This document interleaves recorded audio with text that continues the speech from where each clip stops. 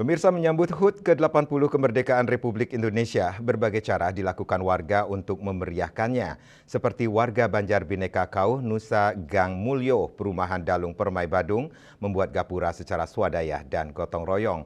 Pemasangan gapura merupakan desain kreativitas warga di Gang Mulyo. Dari pantau tim liputan Bali TV, kemeriahan warga menyambut HUT ke-80 RI sudah tampak di setiap rumah memasang bendera merah putih di Banjar Bhinneka Nusa Kauh Perumahan Dalung Permai. Memasuki lebih dalam perumahan ini, tepatnya di Gang Mulyo, menjumpai gapura HUT RI dengan desain khas gambar pahlawan dan tulisan tema dari HUT ke-80 kemerdekaan tahun ini.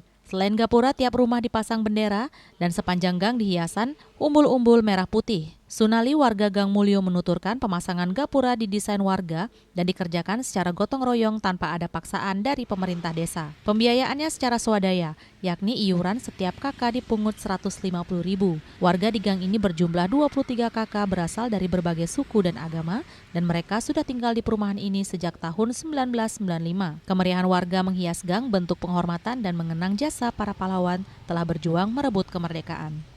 Tidak, kita kan ikut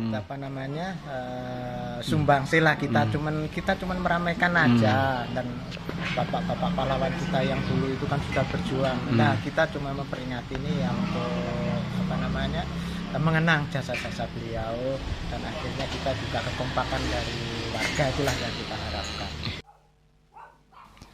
Ia menambahkan warga di Blok Ki Gang Mulyo setiap tahun sambut HUT RI rutin membuat gapura dan ke depan akan membuat gapura dengan desain dan kreativitas berbeda dari tahun ini.